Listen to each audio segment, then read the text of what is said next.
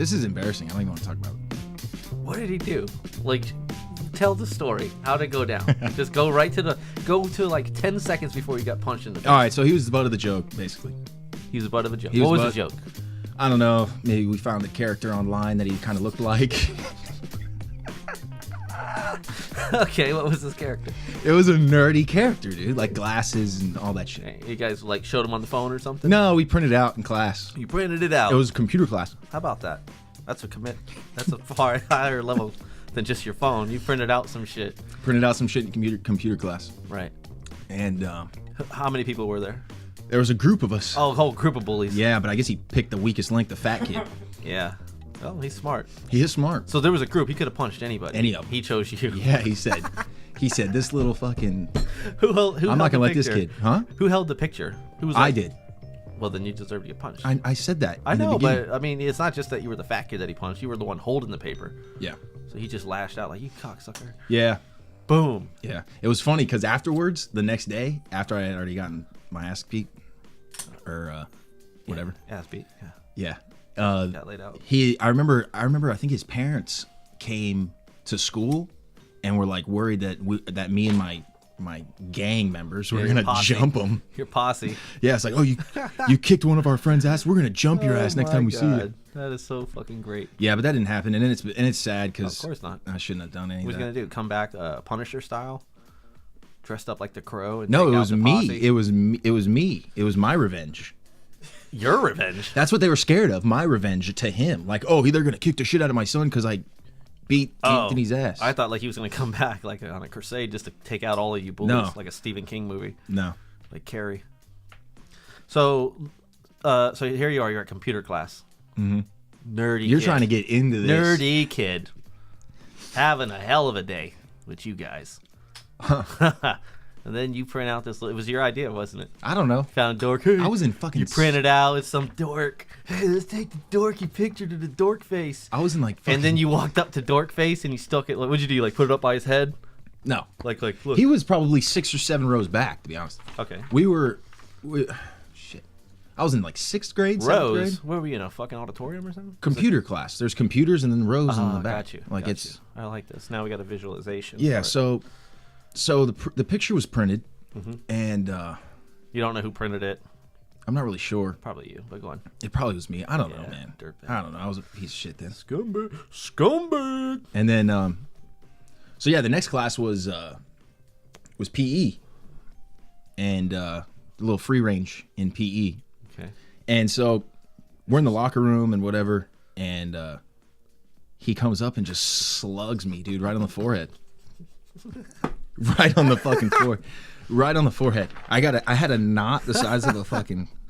It's just a PE, so you like didn't even see it coming. See, I pictured it going down like you print out this thing, you're making fun of him, he gets like emotional, feels like he's got to do something to like a prove it moment. No. Boom, he hits you. That's how I perceived it. But what actually happened was he ate it in the moment. Yeah. His soul crushed. Yeah, he waited until next class. Died as his dignity shrank further. Yeah. And then what he did is he plotted on your ass, saw you at fucking PE. It's like, this motherfucker here, the fat one, he's the weakest link, I bet. Yeah. I'm gonna fuck him up. He actually fucked me up twice. Wow. Yeah. Amazing. Yeah. That's amazing. Yeah, he slugged me in the locker room, and I was fucking pissed. Like, I'm walking around fucking, all right, this motherfucker. You know, I'm pissed off now. Explain that situation. How What do did you mean? that go down? He came into the locker room, So and I'm what like, were you doing? I was bent over, like fucking unzipping my bag to like get my gym shit out, right? Okay. And he just like, I'm like, I hear a disturbance in the force right here next to my left. That's like his anger? And I go like this, and he just fucking boom. Right here. I remember I don't know if it was this side or this side. Punch you in the brain. But it caught me good. Right there in the and frontal then lobe. and then it was like a pause. It was like we just looked at each other like, what the fuck just happened? Yeah. You know? And he didn't hit me again. Because he was like, oh, dude, this kid's going to kick my ass. He didn't hit me again. No, I so it was shoulda way ended smaller there. than him, which is the thing. Should have ended there. Didn't end there. He got you. Eye for an eye. We're It should have been done there. But right. then everybody in the gym, see, this is where it comes into where it was kind of set up. Okay. Everybody in gym class was like, ooh, like making me feel like, oh, you got to do something now. Yeah. You got to do something now. So then the sport we played in gym class was football. Mm-hmm. And we were playing like a little 2-hand touch football, and he was on the opposing team, of course, because my friends set it up to where it was like we were on the opposing team, and I was guarding him. And right now I'm feeling all right. Yeah. He just slugged me. I had to wear a hat. I remember wearing a hat that day. Outside. No, I remember wearing a hat outside when we played football because I didn't want anybody else to see how this egg I had on my head. But that happened right after. Instantly swole. Boom. Bush in the head. Did you have a ring on? No. Just boom. Bush in your face. No, he was skinnier, so he had a good little fist. Little skinny knuckles. Yeah. The bones basically showing. Yeah. So we go out and everybody knows what happened, and we're playing football, and the football game doesn't last 3 minutes before. Well, they got the ball first. Yeah. So basically, the opposing quarterback was trying to get it to where we would fight again. Okay. So he's just like he would drop back and only look at him, and I'm on him, and he's like just looking at him, waiting for him to like get real close, and then throw the ball to him.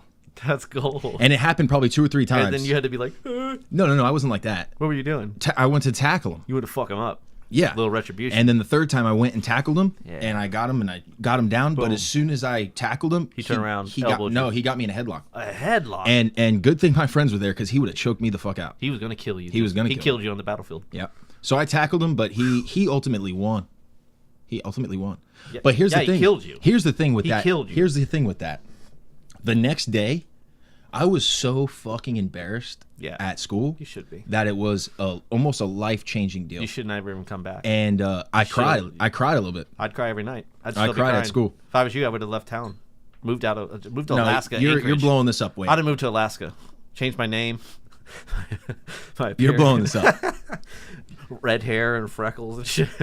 Turn myself into a ginge? Just turn yourself into a ginge and move to Alaska and become a lumberjack or something. Yeah. Man, so your team sets you up to get some retribution for you. Yeah. And then I failed. Well, you kind of got it, but the thing is, you keep underestimating this kid.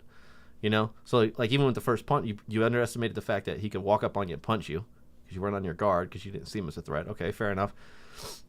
But then you don't see it a second time. Like, you tackle him, but you don't see it that, like, this kid could turn around and fuck me up again here. You might not take this well because in your mind, it's like, hey, I got you back. You got me fair.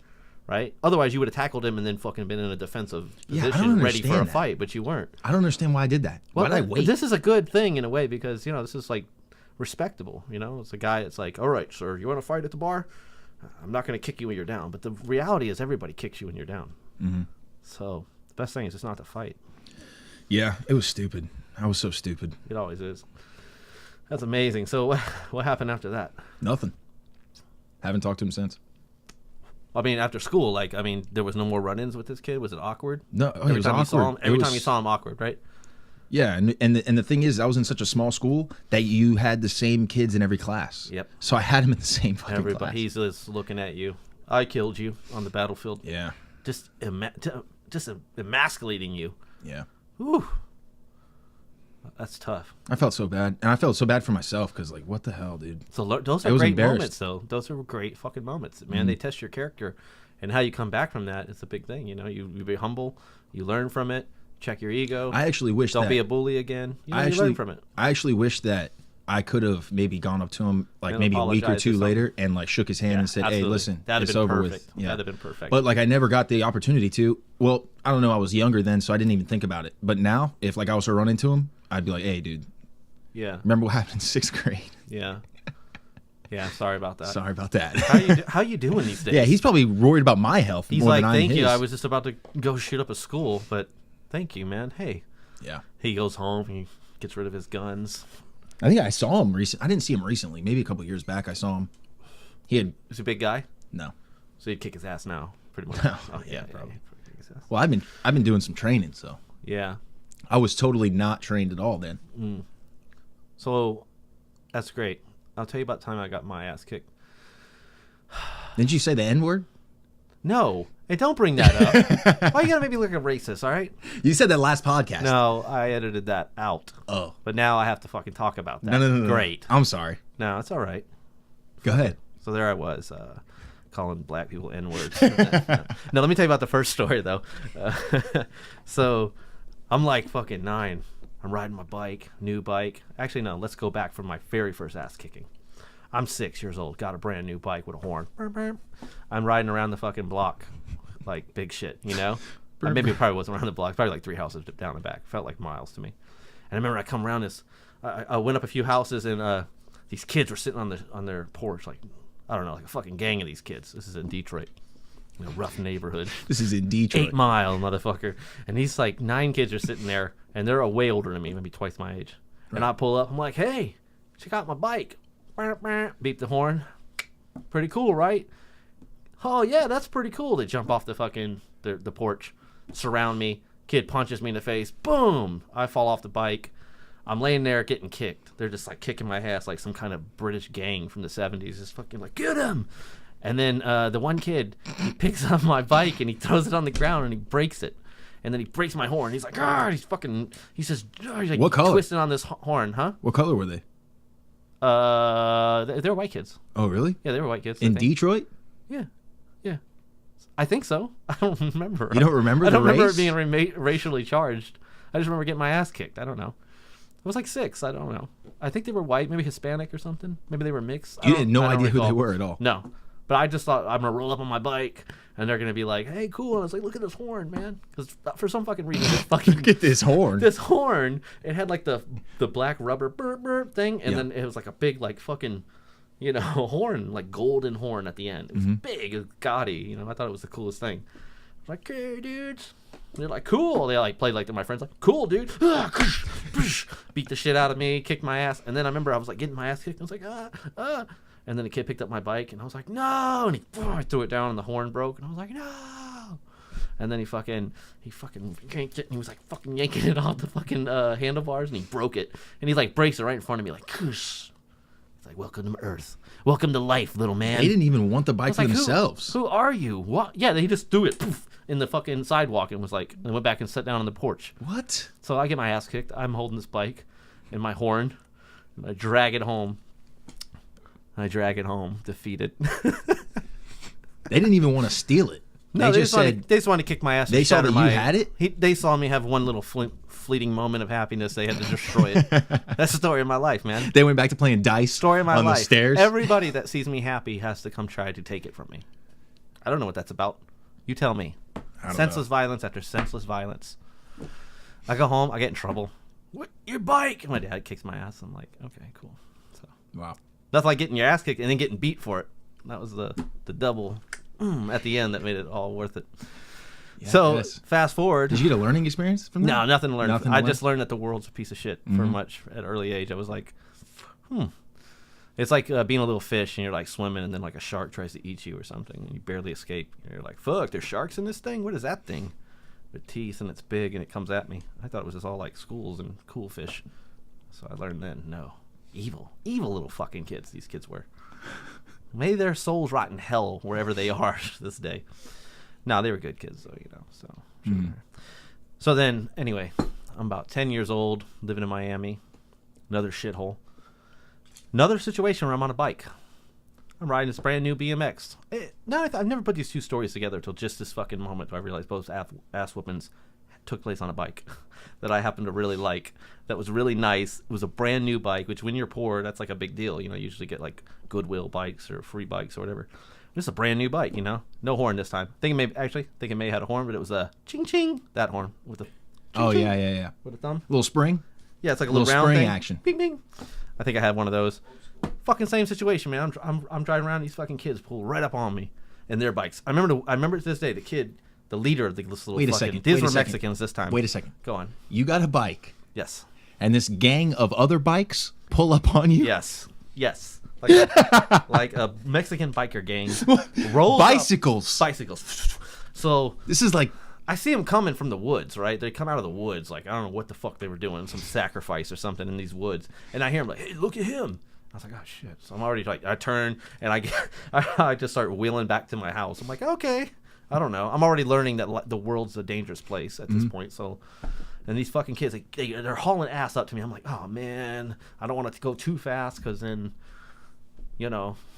They'll look like a pussy. I look like a pussy, so I was like, so? And maybe they're not. Maybe they want to hang out with me. What is it, 6-on-1? So I'm trying to be open-minded. You know, maybe they just want to be friends. Oh. I remember this today. The kid, they pull up next to me. One kid grabs my handlebar, and then like starts slowing down. So I'm like slowing, and then their leader like he whips in front of me and does like one of these little breaks that are like skirt. This is a scene out of a movie. He dude. slid like he's like skirt, and then he grabs my bike, and I go, hey, what's up? And he goes boom, and he just punches me in the fucking eye. Oh, what the fuck! I fall off the bike, and they drive off laughing. I go home. My mom puts a steak on my eye, like literally a steak. She's laughing. I think she laughed at me. Maybe I just have a bad memory of that. I don't know. I can just picture you there with a fucking steak. Yeah. And my mom was All like telling me all pissed this stuff that like she should have said, but I didn't want to hear it. She's like, things happen, and I'm like, shut up, Mom. I hate you. No. Yeah. This is the second time, Mom. How Never rode a bike after that. How close were they in time? One was I was 6, and one was like 10. Not the same group of kids. Yeah. No. Oh, This okay. one was in Detroit, one was in Miami. Oh, okay. Yeah. Yeah. So those All are. I gave you 2 stories there. Yeah, that's great. Just No learning. senseless You violence. can't learn from senseless violence. I was trying to make friends with these people. Totally punched in the face, black eye for fucking days, weeks. Yeah. I'm trying to think if there's. I remember trying to think of an excuse to like tell people Yeah. why I got slugged in the head. A baseball. I got hit with a baseball. Yeah, But no. I got punched in the eye. That's why I never picked on people, because I was like, Yeah. I got too much of it. I mean, That's who the stupid. fuck was I gonna pick on anyway? So, Mhm. I just was an asshole. So, it is what it is. Yeah. Yeah, that's my great story of getting beat up twice. I feel like there's another one that I'm forgetting. If I remember, I'll tell it later. I feel like I'm blacking out perhaps the worst ass whooping of my life. Damn, there's people out there like there's Oh, people. I know another time. It wasn't an ass whooping, but it was fucked up, right? Fast forward, 13 years old, I met Sean. Who's a black guy, became like family to me. He introduced me to this black dude named Gary. Cool little dude. I thought he was cool. Little black kid, kind of chubby, short, little attitude, looked like Ice Cube. Fucking, he's like, they're playing slap boxing, pop, pop, pop, touching. Oh, got you. Yo, Dave, want to do it? I go like this. Boom! He goes right down the center, breaks my nose, busts my nose open, gives me a bloody nose. I just go, okay, thanks. But you were prepared, ready to go though. Huh? You were prepared for So it. like, you know what slap box is? Yeah, You touch them, like, you just kind of go, look, ooh, I could have got you. No, they're slapping. No, not like I've that. But they witnessed- weren't, because oh. I was there with these guys, and that's why I wouldn't have done it, because I wouldn't want to have been involved in that. But they were just kind of like, hey, gotcha. And then this kid just goes, like, he becomes Floyd Mayweather, and just, whoo, throws a fucking straight down the middle. Poof. I'm like, Sean didn't do nothing? I don't know. Sean thought it was funny, probably. Fucker. He's like, hey, what happens when you slap box a black kid, Dave? Never forget. Yeah. Yeah, I think about going to schools, around to schools and warning other kids for that. Say, listen, if your black friends in 7th grade, 6th grade, anywhere in middle school, anywhere, anytime ever, try to slap box, don't do it. It's a trap. Don't do it. Yes. Anyway. Now what? What do you mean now what? We got a few minutes. Let's get into something else. Did you have something on your mind? For what? I don't know. The conversation? The podcast we're involved in right now? Yeah. What do you mean? Okay, well, this is... I got a lot of things on my mind. well, do you like to throw one out there? Not for like getting beat up. I'm not trying to talk about me getting beat up all the time. You got more beat-up stories? No, no. Some maybe. Let me tell you about the time I almost got molested by an old man. There's 2 stories here. You all right? You all right over there, dude? Sure. So, first one. First of all, let me just say this. You've Okay. had a hell of a fucking hell life. of a life.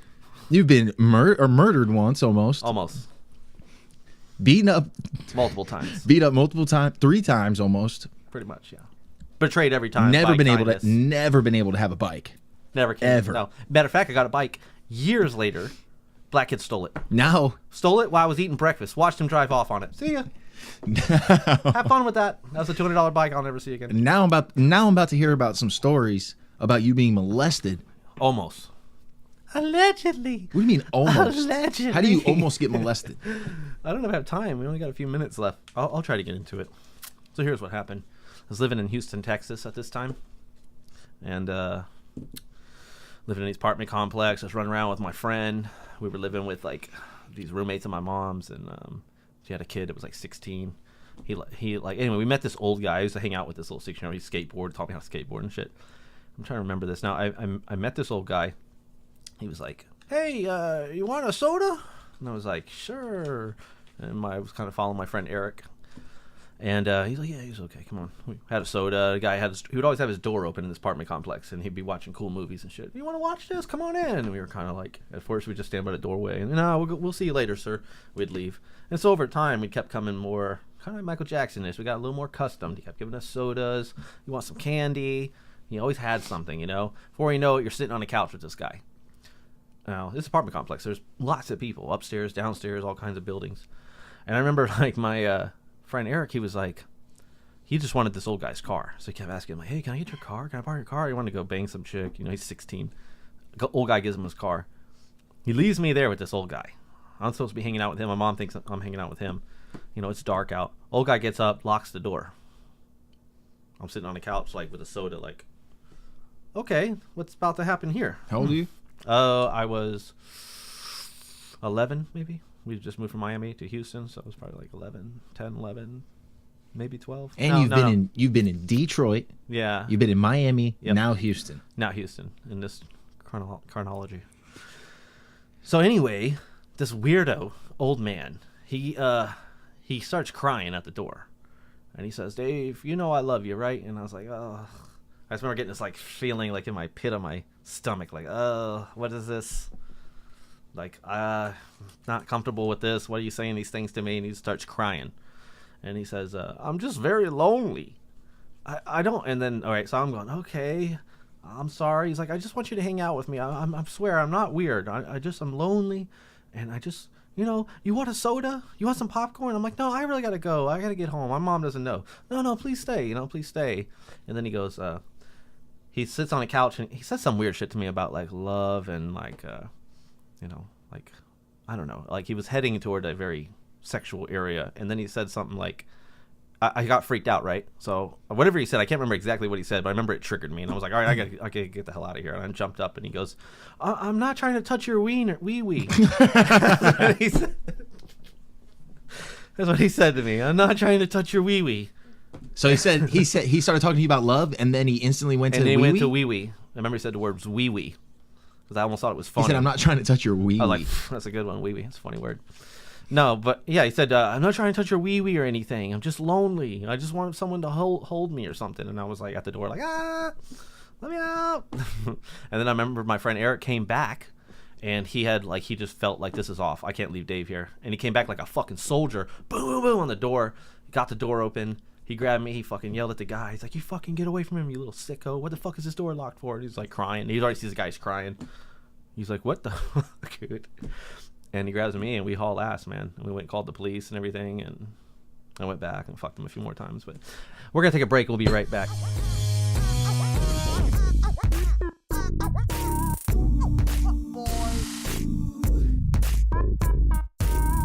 We're not live. Am I wrong? The fucking 18-year-old. That's a 27-year-old. Yeah. No. Absolutely not. We call rock stars. Shit right there.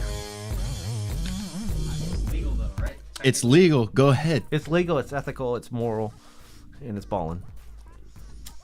I wouldn't do it. Well, yeah. Huh? In my situation, would you do it? 27?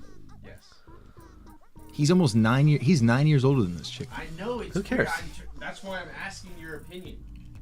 Because she's really hot though. She's got such a fat ass. There you go. Puerto Rican girl. That's From what where? Your That's work? what I was gonna ask. Does she have a fat ass? Karina. There you go. I rest the case, Your Honor. This man Go for it. should bang her. In fact, I applaud you, Matt. Are we rolling? Yeah. Okay, go. Yeah, we're live.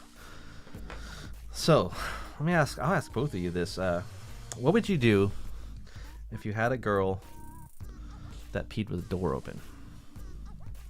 This is weird having this. I don't know, dude. I had a girl once. I remember one time I had this chick. This is how picky I am with chicks. I had this girl in high school. We're like talking back and forth, whatever. Mm-hmm. And she's like, "Hey, let's meet during class." And I was like, "Okay." And I get out of my English class, and I see her like walk into the bathroom, And so I walk down to the bathroom, and it's like a good walk. It's like at the end of the hallway, and this is a big ass school now. Right. And so I walk down, and I see her go in. So like she didn't see me, but I see her go in. Right. And I go and I start drinking from the water fountain, right? Okay. And then Matt's already laughing. Like she's like, "Fuck it, dude." I went over there. It was like she hadn't pissed for 3 weeks. It was a downpour in there. Just. You were listening to it. No, I couldn't help but listen to it. It wasn't like I went by and I was like, fucking listening in. in. But that's not like she left the door open. It's the same thing. There's no doors. Oh. Well, there's a stall, but basically. But she can't help that. Yeah, but to revert, and first of all, I heard it, and I was like, there's no way. That's like unhealthy, I think, in a way. Well, I don't know. I was in high school, so I don't know if it was unhealthy. She just had to piss. But then I spun around real quick and sprinted to my fucking. I sprinted, and like my English teacher locked the door every time, so someone would need to get up and come open the door. And my friend Jeff was sitting there watching this whole thing happen almost. And I'm like at the door, and in these doors, there's like one window that's like this. It's just one long window for like shooters or something. It's like so they can't get in, whatever. Totally. So I'm peeking through the door. I'm like, Jeff, and I'm banging on it, trying to get somebody to come open the door, so I didn't have to face this girl. Right. I feel bad. You were now. mortified by it. Something happened, dude. I can't. That's weird to me. I don't know why. Well, I guess your answer would be no. I don't know, dude. Not happy I don't if know. my chick pees with the door open. Peed with the door open? I don't know. If you can get to a point to where you're that comfortable with someone to where you don't mind them shitting or pissing or whatever. Well, we just go with peeing. What about shitting? Well, let's start with peeing. Peeing, I say. I mean, I don't know, dude. R. Kelly. I don't know, dude. I couldn't do it with that chick I didn't even know. If you really loved her, you would be like, all right. Maybe. She drank a shit ton of water. You know what you should do? Beat her until she shuts the door. That's that Muslim Islamic thing. Yeah, that works though. I hear. What if she shit with the door open? No. Absolutely. That's what you I don't think that there's either. I don't like either. Let's just have some respect, you know? I wouldn't shit and have the door open. Yeah, that's with my girl. Definitely too. And I wouldn't piss and have the door open with my girl. So what if I'd say roles reverse, do the same. What if she shut the door, peed and shit with the door shut, but then would always leave a floater? Is it intentional? Like, okay. No, she just forgets to flush. Oh, she forgets. She just forgets. Because you know how sometimes you flush the toilet and like 3/4 of it goes down and like one little. No, I'm not going to penalize her for that. Yeah, I would be like cool with it. I'd be like, babe, next time just make sure. But then what if she just kept forgetting and you go in there to be like this big green she's log doing it on with purpose. fucking. You could see like the corn from the night before in it. You know what I mean? You walk out. No. Hey, babe. And she's like, you want to have some sex? And you're like, no. No. No. Oh, no. Mm-mm. Couldn't do it. No. Because I don't even like looking at my own shit. You know, I don't like anybody Really? else's. Yeah. Interesting. What do you mean interesting? You never stood up and tried to saw it in half with your pee? No. Really? Because when I sit down and shit, I pee and shit at the same time. I don't get it all done, shit and then get up and pee. Yeah. That doesn't make sense to me. Never ever turned. Yeah. You ever like had a floater come back up? You went and take a pee, didn't know there was a floater. Start sawing it in half. Never happened. No. No. Okay. I'm just asking. No. Well, good. It's never happened. Fucking gross and weird. Yeah. Yeah. I'd say. All right. Let me ask you another question about women that like to shit in toilets and not tell you. Not tell you? Why would it be an issue? Well, I'm saying if she just kept leaving floaters, like she thought it was funny and stuff. All right. Okay. Here's she thinks it's funny. Yeah. Okay. Well, here's like I had these two friends, right, and they thought it was so funny to fart on each other's heads. What? Yeah. And so like I'm talking to my friend, we're like slouched out on the couch, we're playing Xbox, and his girl comes up after like a bunch of fucking hot like burritos or something, and you know drinking all night, fucking squats down on his head from the side of the couch. He's like, he's smashed down. His girl? Boom! Just blows a fart right on his face. Yeah. See, here's where I draw the line. Guys do that shit. Right. I am not banging or having any certain. Sex is gone. Sex right is gone. No. I'm saying with my guy friends. With my guy friends. You wouldn't have sex with your guy friends. No. Just let me finish the fucking. What I'm saying. All right. Is that if I want someone to love and be intimate with, I don't want you acting like my fucking friends. You know? And first of all, I don't even have any friends that shit on each other. Yeah. like I was that. about to say I don't let my guy friends either. But a girl, you got to have some sort of girl to you. You know? Yes. I don't want a butch. Let me tell you what else they would do. Hold each other's heads under the blanket. Dutch oven. Is this some game they're playing? Some sick fucking It's just what they do. And they say like, house full of boys? Gabe, you don't do that. You don't know what intimacy is. That's not intimacy. That's fucking cool. That's gross. That's what I said. The first time, I don't even like girls that burp. Yes. It's disgusting. Ugh. Stop doing that. Oh, you ever taste it? Stop Oh, doing what is that? Pickles? Oh, mayonnaise and pickles? What the hell? Yeah. I don't know. Yeah. It's like you would want to keep. Yeah. All bodily functions that are involuntary, keep to yourself. Exactly. All of it. Shitting, peeing, farting, burping, puking. Yeah. Period. Yeah. Well, listen, Whatever. Keep it all to yourself. You draw the line somewhere, though. You got to say, oh, if she's really sick and she's Oh, absolutely. like Compassionate can't hold it, Compassionate. I get it. Absolutely. I'll help her clean it up. I'll hold your hair while you know? puke, baby. Exactly. But don't be doing that shit on purpose. Yeah. Well, yeah, you gotta be ladylike. You gotta be, I just think it's gross. I would never want But my some of girlfriend. them, they're okay with it. Like, well, go ahead. You burp in my face. Fart on my head. No. Hold my head under a blanket and take a shit. No. One of us is going to have to go through a change, and it ain't me. My friend was telling me that when he takes a shower, his wife comes in there and shits. You ever heard of a blumpkin? Yes. Would you ever get that? Ew, what? Exactly. All right. You know how many people I know that are like, dude, I got a blumpkin. Are you know people that have I know Blumpkins? probably 7. For anybody listening, a blumpkin is a blowjob while taking a shit. And it's the grossest thing that you could ever even imagine. And like, I bet it feels good, though. no. Probably not. You're right. So, ugh. Like, don't brag about that shit. That's gross. I fucked a goat the other day. It's great. Yeah. Yeah. What the fuck? Yeah, so he said he'll be in there showering, and she just comes in and shits. She's talking to him. She's on their phone. What do you want to do for dinner? Let me get in there and come on, fuck me real quick before work. And they're like, dude, no, feel never, ever again. I feel that's his fault. Right. Should have beat her early. Earlier. Way early. earlier. Gotta get him beating them real. No beating Early. them. We're not beating them here. Right. We don't want our viewers to think No. that we're beating women here. Lightly smacking them. They need to be. Shaking. If you got a chick like that, if you got a chick like that, you got to work with them. Yeah, absolutely. You gotta work with them. I'm joking. Just like Be a wild, physical. just like they did in the old times when they caught wild horses. You gotta break them. You got to break them. You gotta break them. That's it. Well said. Yep. Well said. Yeah, I mean, I always say, you know what I say about small victories or small battles lost To win, lead to great battles lost. Yeah. That's a war lost to a series of small battles. Mm-hmm.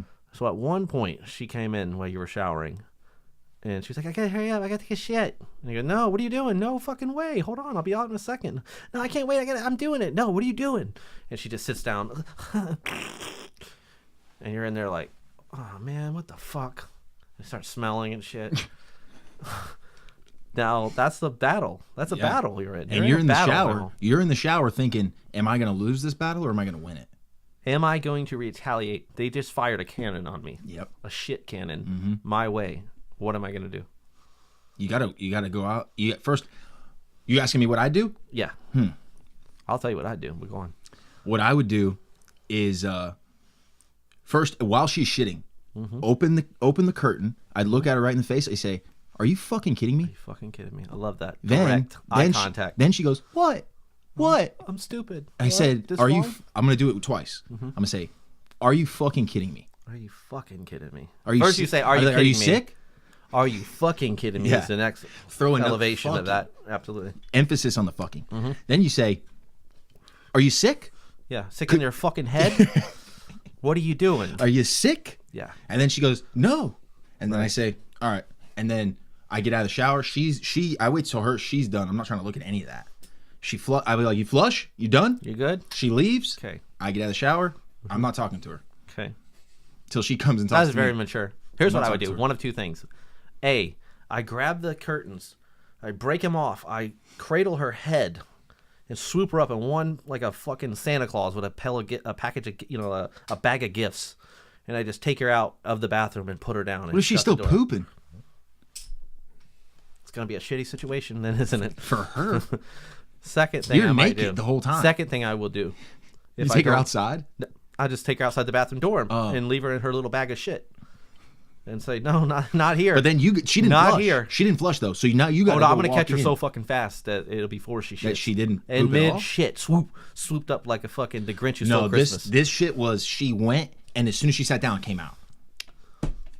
Okay, in that case, what I do is I get out of the bath immediately. I grab the shower. I'm not even wrap it around me as I'm out of the shower. I'm Right. sitting on the couch like this, pissed, betrayed, emotionally scarred, angry. I feel you, dude. I feel your pain. And when she comes out, we're gonna have a very serious conversation about this situation. I'm not talking to her till she comes to me. Here's how I think she comes out. What are you doing? Are you crazy? You're a crazy person? You just jump out of the fucking... You tracked water everywhere. I go, let me talk to you for a second. Sit down. Like Chris Hansen. Sit down. Hey, Take take a seat. Take a seat. Real Take a quick. seat right Let me talk to you for a second. I'm only going to say this one time That's funny. in your whole life from here on, ever. When I'm in there showering, never come take a shit. I don't care if you ate Chipotle and you're at... I mean, actually, if that's the case, knock on the door. Give me a second to get the hell out. Yeah. I'll be great. I'd be happy to like, oh, you have a problem? That's fine. Yeah. But just like to come in and just think, I'm just going to take a shit. Stink up. And you know how bad shit smells when you have a hot shower and it's all like steamy in cooking. there? You can taste it. Yeah, it's cooking. It's like on your face. It's like condensation of doo-doo condensation. It's just, it's fucking no good, man. Can't do that. And you just sit there apathetically like, and then I'm the bad guy? No. I'm the fucking bad guy because I got offended for doo-doo taste on my face. Doo-doo taste on your face. Doo-doo taste on my face. Starts to sweat down. Oh, what is that? I'd be upset. Oh. I'd be upset. Yeah, I get very offended by stuff like that. It's like you look at your girl as like a queen, right? You don't want to see her doing shit. Hey, like Lagatha, that. can you shit? Yeah. Shit in my lap? That's a turn on. Yeah. That happens though. Oh, People, man. They like that. Some people have a fetish for shit on their Yeah, chest. get peed on and all that kind of stuff. Yeah. So you gotta, Gives me chills, dude. I digress. It's a small... It's a big war lost by many small battles. You know, at some point she came in to take a shit, and that was when, we're making jokes about overreacting to the situation and such, but really it should be a conversation. Oh, absolutely. Hey, babe, can you do me a favor? Don't shit. I'm taking a shower. Don't ever do that again. I mean, if you really have to, just let me know. I'll jump out. It's no big deal. But, well, what's the big deal? Well, I can taste your doo-doo in my mouth with my tongue. So, no, not good. I smell it. Doo-doo particles up my nose. Smell like shit. It's due to condensation on my face. I gotta keep washing my... It's horrible. And it's just bad manners. I mean, where were you fucking raised? You know? Yeah. I agree 100%. I don't know if I'd be as violent as you. What? Violent? Yeah, was I wouldn't joking. touch her. I wouldn't touch her. I'm joking. I'm never gonna touch her. No. You said like swoop her up. Matt, are you literally like watching a video What are while, you we're, doing, while dude? we're having a podcast here? Where'd you find this kid? side of the road, dude. Oh my I found my dog on the side of the road. I paid $20. He was free. Yep. You paid for your dog? $20. Things that you pay for are better. That's the moral of that story. So, yeah, but anyway, you gotta have a talk with your woman. Don't let her shit in the shower. I mean, that's just, peeing with the door open, burping, you want to make out. Ugh. I got one for you. What if she peed with you in the bathroom? What if she said, "Babe, I really got to pee. Can I come in and pee?" Yeah, I'm fine with it. That's cool, right? Yeah, as long as I don't hear it. Yeah. I don't want to hear it. For some reason, you can't hear it. As soon as you hear it, it's like... For a second, I just pretend she's sitting naked. Yeah. It's almost hot. Yeah. Until I'm I cool hear- with the pee. Until I hear like the pee. I'm cool with pee. And it better not be like some golden ass orange pee. Yeah. 'Cause And she you don't better not drink water. stink. You better not have asparagus. You better not have asparagus the next day or the day before. I'll be like, she's knocking at the door. "Babe, can I come in and pee? Did you eat asparagus yesterday?" Yeah? No. Wait a second. Do you ever like know couples that would like fight and shit? Do you ever have couples like that? Like friends, like that was just normal for them to fight around you and everyone had to pretend like it was normal? Yeah. That's just Bob and Sue punching each other over there. You know? Yeah. I never understand like women that would just like right out degrade their man in front of his friends. You know, like I feel like there's always got to be a respect, right? Yeah. Like if you think it's late and your friends should go, his friends should go or her friends should go. Give her the decency to come out and say, hey, come here, babe. Can I talk to you for a second? It's getting late. I got to work. Your friends, wrap it up. Yep. You know, something like that. Don't come out and go, hey, retard. Tell your fucking dumb fucks to get the, you know, I've heard that. And where it's like, whoa, lady, what the hell? And you look at your friend like, that's how you rolling these days, huh? Yeah. It's like, yeah, dude, you better listen to her. It's just, think of it as like if you were a Viking. Right. Is Killer. Ragnar? Is Ragnar Lothbrok fucking dealing with that? He's not dealing with that shit. He's not dealing with that. She'll be beheaded. He'd just take off and pillage some. Like, hold on, guys. Let me just fucking chop her head off real quick. I'll be right back. I had friends that would have like fucking like all out battles, man. Just, you know, and the women would just say degrading stuff to him like in front of his friends, like, "Oh, shut up, you fucking jackass. Oh, you're so stupid." I had one friend, his wife would always say, "You're so fucking stupid," and she would say it to you, like, "Isn't he stupid?" You're like, I like him. He's my friend. I thought he was rather intelligent. It's cool. I mean, I don't know. And what don't you like about him again? He's just a fucking idiot. I'm like, why do you have kids with him? Why do you live with him? Yeah. What's up with that? I don't know. I'm stupid too. I remember I was in a tree. I was up in the tree. I was like meditating out in front of my house in this little tree. And my friend brought his new chick over he's going to marry. And like, he didn't know I was up in the tree. They pulled right underneath the tree. I can hear them fighting at like 7 houses down as they're coming up the road. Just fucking retard and all retards, this and that, you know. And then they sit in the truck. I'm like right above the damn vehicle. I can just hear them. I don't want to say anything because they pulled up fighting. And I go, I'm up here, guys. So any domestic violence you're planning on doing, please don't around me. Just let me get away from that. And I just sit there, and they sit there in the truck for like 5 or 10 minutes, just fucking, you're a fucking bitch. Fuck you, you cocksucking. Yeah, that's why you're a whore. You're dumb. I hate your mother. What? Don't talk about my fucking mother. I'll beat your ass. You won't fucking lay a fucking finger on me, motherfucker. And this shit went on for like... You have that written down? No, it's just memory. Fucking script. It just went off, man. Like, it's over and over. And I'm just like, Jesus Christ. You know, when are these fucks going to get out of the vehicle so I can sneak in from the back door and pretend I was out back doing, oh, hi, guys. And they sit there for 10 minutes fighting, and then they're fighting all the way up to the door. I sneak around to the back door. I come in, I open the door, I shit you not. Hi! Like nothing. Like nothing. Hi, you guys. Hey. I'm like, you're psychos. You're both psychos. You're psychos. Do you do anything? What do you mean? Do you sit down with your friend and go, yo? I did once, right? So same chick, she's like, you know, well, you know, you're trying to be nice. But like hey, at yo, some point, I was in the tree. Yeah. I didn't tell him that. I knew what was going on. No, I just tried to like warn him. Like, you sure this marriage? What do you say? Oh no, it's good. So, yeah, I don't know. Yeah, I love it. People who make horrible decisions like that never have an answer. They just are like, oh no, dude. Yeah. Like they're possessed. Like, oh, I don't know what I'm doing. I'm just gonna do this. That's like, okay, well, that's fucking sense. Yeah, that's. Why are you doing this? Stupid. You know how it is. I don't know how it is. Wouldn't stay. She treats me good sometimes. Gives me a blowjob. Whatever. It's like, dude, you're a fucking retard. Anyway, she got pregnant, and she was like, he's fucked. Fucking like, yeah. She was like 7 months pregnant, big. And I go over there to invite me to a barbecue. Everyone's sitting around, all multiple couple friends. And she's like, she gets up. She calls him a fucking retard. Oh, you're such a fucking retard. She walks over the door, pulls out a pack of menthols, lights up a cigarette. She picks up a beer. She's drinking a beer, smoking a cigarette. I've been there just a couple minutes, and I go, 7 months? I just sat down on the couch, 7 months pregnant. And I'm, just sit down on the couch, had a beer, was watching something like football or something. I look over, I go, what the? I go, yo, retard, what are you doing? That was my response to her. Yo, retard, what are you doing? And she turned around and goes, what? She got a fucking beer and her cigarette. What? Belly out to here. She could fucking sit her pack of cigarettes next to her beer on top of her fat belly, just ready to burst, I'm like, what are you doing? And she's like, oh, don't even start. I go, that kid doesn't have a choice. Like, you could really harm that kid. Like, put down the beer and the cigarette before your kid comes out with 19 toes and half a brain. Like, what's wrong with you? And then she goes, oh, don't be such a fucking asshole. And then I look over at my other friend and I'm like, can you believe this shit? And he's like looking at me like, dude, it's none of your business. And I was like, what? Oh, okay. I was like, am I out of place here? Should I have not said something? It was so uncomfortable, man. I just got up and left. And I was like, I don't want to chill with this.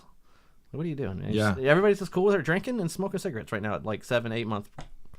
What the fuck? Wow. Yeah. That's sad. That's Florida for you. I feel bad. Shit You don't like know. that You don't happens. know how many people are like products of that right now that we're growing up with. Yeah. You know, they could be. Matt. People could be. I think he's retarded. People are like. It's DNA. People are fucked up, and they could be because some mom was like, "What?" Smoking a fucking cigarette. Don't be so fucking 1950s. It's not like they've done studies. It says, Yeah. what's this say on the side of the pack? May cause low birth weights or sudden fetal death syndrome. Whatever. It's not even born yet. It's like, what's wrong with you? I'd grow up if I was like that, and I like talk to you, and I'm that kid, and you're like, "Hey, your mom smoked and drank a lot." Go to my house, Yeah. and I'd fucking give her a shiner. Ooh. Yeah, especially if you're all like fucked Hey, up. mom, you didn't give a fuck about me, huh? Maybe like you had some And you kind know of what- thing going wrong, and you're like, what the hell? Why am I messed up like this? Like, You know what sucks is I think that a lot of I'm not trying to put an accusation on specific women, but I think a lot of women get pregnant and they don't even want the kid. They just get pregnant because they know the next 18 years they're good. Yeah. Yeah, absolutely. Trap babies. They trap them into relationships. They're good, See and then it they just coming. keep It's doing the multiple. worst. Oh, it's the worst. And And then the dads are like, I can't leave, man. I have kids. they trap the husband, and then they get money from the government. So they're getting two sources. It's like I feel for them. I'm gonna have For the sex. guys. I'm gonna have sex with this guy, get knocked up, and act like I don't want it, but I'm not Yeah. gonna get an abortion. I'm Yeah. gonna keep it. Oh, no. You got a plan. I guess you're stuck with me now. Yeah, you're planning this shit. Yeah. That's why I think you gotta know 100% who you're sleeping with. There's been a lot of cases where girls have gone and the guy goes in the bathroom, throws the condom away after sex. They go in there. My dad would tell me some shit like that. And I'm Famous like, people, wow. famous people will get if they have sex with somebody. Yeah. They'll go in the fucking get the cum, put it back up in them. Yeah. Yeah. Jim Morrison. How about that? Or Kanye West, baby. How much is that worth? Whew. That's money. You might as well do fucking $5 million in the garbage can over there. Yeah, I think there was a Matt. You might be able to help me out on this. There was a Denver football player that like tried to pay a stripper off because she was gonna have a kid. Remember? He was like a famous football player. He banged a stripper, right? And then he's like, "Hey, here's $1 million. Like I don't want wow. any part of it or Yeah, something." yeah. Oh, And she they- goes, "Fuck no. I know what I'm getting because I know what you make." You know what I mean? She said no. She denied it. She's like, "No. Look that up if you could. I'm not really sure. Yo, Jamie, look that up. And I'm not really sure. I don't know, but I know that there was a huge case Yeah. a couple years back of Matt, have you ever start playing R. Kelly videos in the middle of our podcast again? We'll do a human sacrifice live. I don't know. This kid, man. You know. This is what I'm talking about when your parents Yeah. drank a lot when they were pregnant. I'm kidding, Matt. Jamie's quicker. Yeah, Jamie would already have this shit pulled up on a fucking screen and everything right now. Denver football player. Damn. Don't put Denver. Just put football player and stripper. I'm not for sure if it was Denver. Oh yeah, so you're not like have you been to a strip club?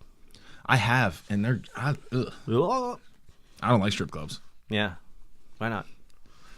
Cause dude, it's not for me. No. It's not for me. Titties. You know, I feel once you Ass. like Soulless women. a naked girl to me is like something to be like holy shit. Marveled at. Yeah. Worked for. So when I walk into a place where, like, if you go in there and you bang a stripper because you paid for it, that's not like anybody could do that. Sure. You know? Yeah, but some Any- people can't get women for some reason or another. And, Yeah, but it just doesn't seem as much of a prize to me. Oh, as a prize? No. I'm not looking at women as prizes. I'm looking at it as more of like a damn, you worked and got a chick to come to your house and lay with you. You know what I mean? Yeah, lay down. Yeah. you can lay Anybody could down just on walk top into a of strip club and see ass and titties Ass and titties. and then say, "Hey, I want that one. Come over here. Hey, Come hither. I got 300. Let's go in the back or 400, however Yeah, much they're wow. selling their shit Holy for." shit, you seem to be up on the prices. I don't know the prices. I'm just guessing. Sounds about right. All right. That's It's actually not coincidentally right. accurate. It's actually not right. I had one offer to me and my cousin to do her for 150. Where were you Yeah. at? I was at Cheetahs. I think that's in Orlando. $150? Yeah, she was giving us lap dances, and she was just like, I don't know, dude. she was on coke. They gave her coke, and then she said, "Hey, she goes, I'll do you 100." She was fucking wasted. I'll do you for 150. Yeah. And I said, jokingly, I was like, "My cousin too?" She goes, "Bring some meth," and sure. And I go, "I don't have meth." What would you do? I was just laughing, like I'm not buying sex, A, and B, I don't have meth on me. And Yeah. she goes, "In fact, if you bring the meth, I won't even charge you. I swear to God." And I was like, "What the fuck? Ugh. Wow, is that how we're rolling?" Might as well be on the street corners. Yeah, I mean, it was crazy. She was like, "I'll fuck you for meth." What would you do if you met a girl and you found out she was a stripper? Like you met her and you went on 2 or 3 dates, and then you finally you hit it off, everything's good. Yeah, you finally get to the point to where, hey, what do you do for a living? She's like, Yeah. oh yeah, I've been meaning to tell you, I strip. I strip. And Full nude? I don't know, ask her. I don't know. I mean, your scenario here is Well, aren't all strippers full nude? well, no, some are just topless. Some don't like show their vaginas and the booty hole. I would ask There's levels to it. I would ask where you work, like where are you at? Yeah. And she says some fucking five-star high class one. And she says topless. You're okay with that? I think so. I think so. Okay. If she is cool as fuck, and she's like, hey, listen, I'm only doing this because I want to be a doctor and I'm trying Right. to pay for it or something like that along those lines. Do what you got to do, girl. That happened to me. Really? Yeah. Well, I didn't date her, but I met this stripper. No, I met this stripper, right? Man, I don't have enough time to tell this story. Let's take a break and All I'll right, come let's back take a and tell break. the story about the stripper doctor.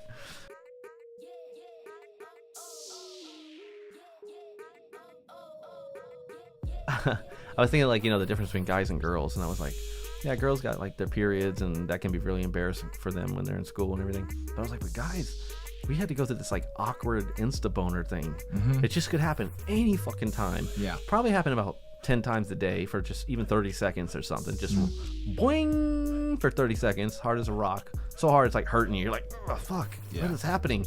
You're watching the teacher do math, or I remember I got a boner like going up. I would always get a boner by like my anxiety, right? So the teacher's like, you're gonna do this problem, and you're gonna do this problem, Dave. You're gonna do the third problem, and just like the fear of like, oh man, what if I got a boner? It's like, you're like, what are you doing? Please, not now. Work with me for the love of God, And I went to this school that made you tuck in your shirts, so I'd like try to untuck my shirts, baggy and stuff, kind of hunch over, and the teacher like, tuck your shirt in. I'm like, no, please, Can't I'm not gonna do that. I had to be like, do it right now. sir, no sir, tuck your shirt in. Not doing it. Either I'm gonna stand up on the board with my shirt untucked and awkwardly with my boner do this math problem, or I'm gonna sit in my seat and just refuse this altogether. And then sometimes I would just have to refuse it. Never had that? No, I don't remember. Maybe, and I had to like tuck it, and then I was good by the time You I were had class tucking in. it? Yeah. Like when you had to get up and give a presentation or something? Yeah, you could tuck it. It was terrifying. It's like a little parasite that would just awaken, and you're like, oh no. Oh my God. You could be walking. Anything could cause it. You're sitting on the bus is shaking. I got a boner. Rubs it a little. Yeah. Then walking and the jeans hit it. Boner. I don't know. It was horrifying. Like, Yeah. I don't think women understand what men had to go through when we were young. Like, and it wasn't about attraction. It was just it would just happen, It was like it was coming on. It was like a computer that was booting up for this new program. Yeah. It was like, got some hiccups. Yeah. We're trying to work it out. The new iOS update, should correct some things, but Yeah. we're not sure. And then most of the time for me, it actually was attraction. Like my last girlfriend, when in the beginning, I met her when I was super young. I would just get around her and get boners.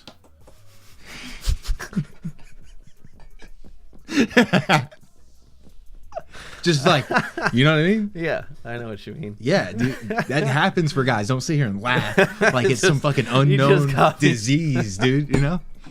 You're getting them fucking on the bus. I'm like around my girlfriend. What do you think? I have attraction for buses or something? No, but don't sit here and like The fucking bus was like laugh at me and fucking. It was like, you were shaking, Yeah. man. You're like, oh fuck. I would just like get around her and then get one and just knowing something's happening tonight. You had a little girlfriend at like 13, or these were just girls you liked? No, this is like I don't know. Oh my God, I remember High getting a school. boner when I was doing square dancing. You ever square dance?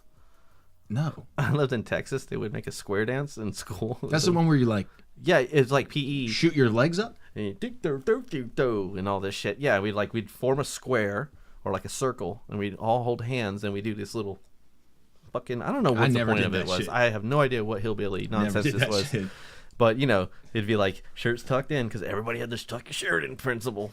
I don't know why when you're fucking 12 or 13, 14 years old, you got to tuck your shirt in. Just like, come on, tuck your shirt in. It's like, I'd rather not. I got this problem. Yeah. Sometimes just happens, and it happens fast and hard. So I'd rather not. But it would always happen when we were like doing square dancing because it'd be like you would switch places often. And every once in a while, you would get paired up with like the hottest little chick in school or something, And it was like, this is a chick you would normally never be able to touch. Not even say hello to you. She's just too good for you, And suddenly you're holding her hand, and she's cute as fuck, and you're like holding this other chick's hand, and you're like, oh my god, boing! And you're just like, oh no, Oh shit. no. Actually, I remember one time my friend was having a party outside, like it was an outside party, and this was like freaking 5th or 6th grade. I'm not sure, but I remember getting a boner because the girls were fucking like grinding up on you. Remember those parties? No, when I was grinding, I was a dork. I never got grinding was like a thing. Like yeah. I remember it was huge. Yeah. Huge. Like that's the dance. Right. And now it's like basically fucking. Like you're basically Yeah. fucking. I remember having to like Dry humping keep and my shit. hips back and just have them like Oh my god. just because I was hard as rock. Put your knees out like. Yeah. You Yeah. look These like a girls are rape like victim. grinding up on me. I'm like, oh my god. It's like, what's going on? That's fucking great. Yeah. Yeah, I would always have them at the worst possible. Just go up and read, stand up in front of the class and read this, or give this presentation, or do this math problem. It's just like, no. Yeah. And I always had to tuck my shirt in, and you'd just be walking to class and be like, you ring, and you're like, no, please. I remember getting angry. I was like, shut, not now, not fucking now. Talking to it. Yeah, but shut the fuck up. Come on, what is wrong with you? Going home and researching this. Like, what is wrong with me? Yeah. I'm not going to have this conversation with my mom, I remember my first, not to be graphic, but when I realized that something changed, when you're just like, that period when you're between like 12 to 14, where you're just like, you're a regular kid, and then one day something happens, and you're like, what's this? What is this? What's, oh my God, I think it's broken. The Like first erection? The first erection is like terrifying, right? I don't remember it. Really, I do. Remember, I was thinking of my fat fucking science teacher, Mrs. Strickland was her name. And it gave you a 6th boner? grade. She had these glasses and this curly. She looked like Monica Lewinsky, but like a little fatter. She gave you your first boner? First boner. What a terrible first boner. I mean, from that age, Mm. I think I got my first boner with that old man I was telling you about. Got my second one. It's a little weird. Dr. Strickland, I think A her name little was. weird. Yeah, Monica Lewinsky, and I didn't know what was happening. Yeah, I almost called my mom. I was like, "Help! Something's happening."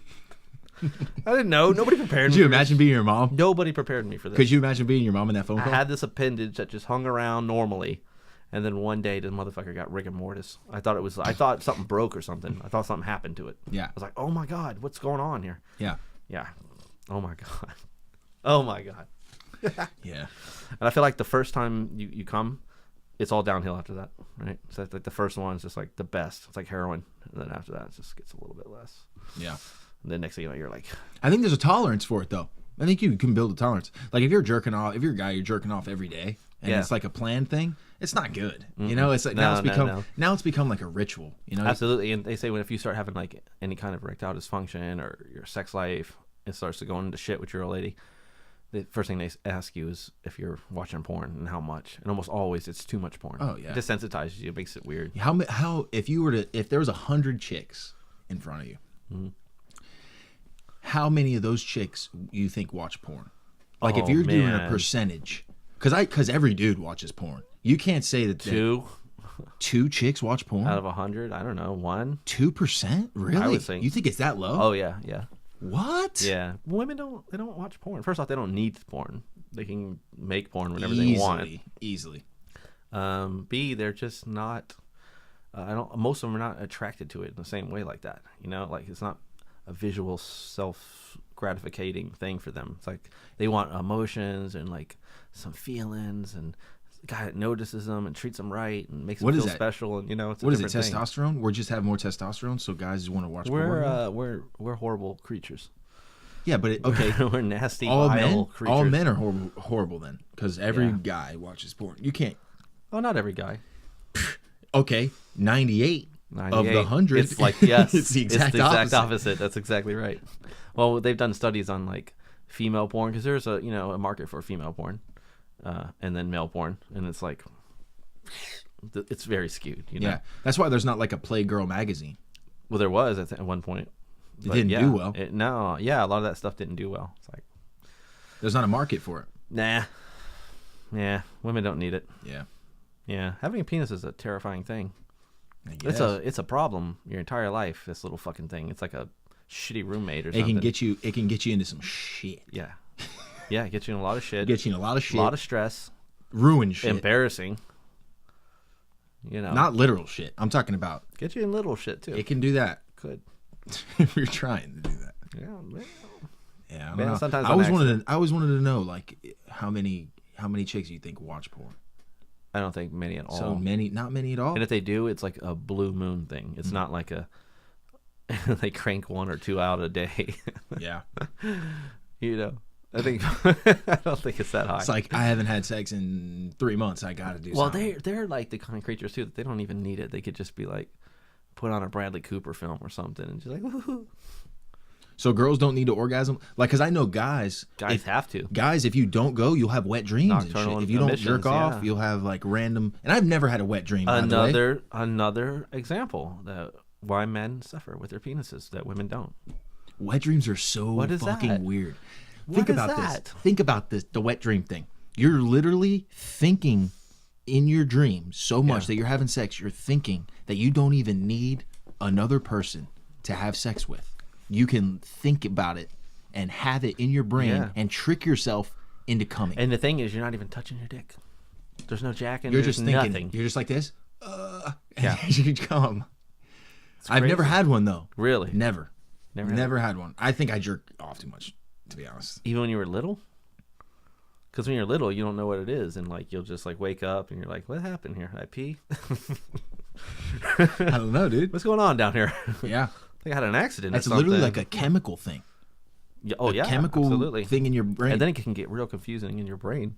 Like imagine like if you were taught like in a really religious family that like you got to wait for the special one, and your penis is, you're not supposed to masturbate and all these things, and then it just keeps happening in your dreams. And your dreams get super vivid because also you can get sick. Like it's supposed to come out. That's why it comes out. You can get even cancer and stuff, right? If it doesn't. Wow. Yeah, that's weird. Dude. It's incredible. So girls don't have wet dreams. I don't think so. Not like we do. No, not like imagine they had dirty dreams here and there and stuff, but it's not the same thing. Where like in males, there's just like a little sperm factory that's going on, and when the barrels get full, there could be some overflow. There's an overflow. There's an overflow. It's not like it's all mental or something. It's like no, it's very biological. Yeah. So you will have sex dreams, and and God forbid. Why it must get for like weird for priests. I bet these guys go through it, Catholic priests, because they're not allowed to masturbate. So they're probably just like sitting there, like having these fucked up dreams, and then the only thing you can be aroused to is what you see. They're not on social media. They're cut off from most women and things. So you're around these little boys all the time. That's your only physical sort of interaction, on a vulnerable level. I think Catholic Church needs to update their practices and allow priests to jack off. Make it mandatory. Could save a lot of boys. Yeah. The other thing y'all can do is start reporting it. That's the other part that blows my fucking mind. Shame on Catholics. Shame on any Catholic that doesn't think that should be reported. Mm-hmm. For the slightest bit. Even they go, oh, well, the Pope knows what's going on. Fuck that, dude. No. Yeah.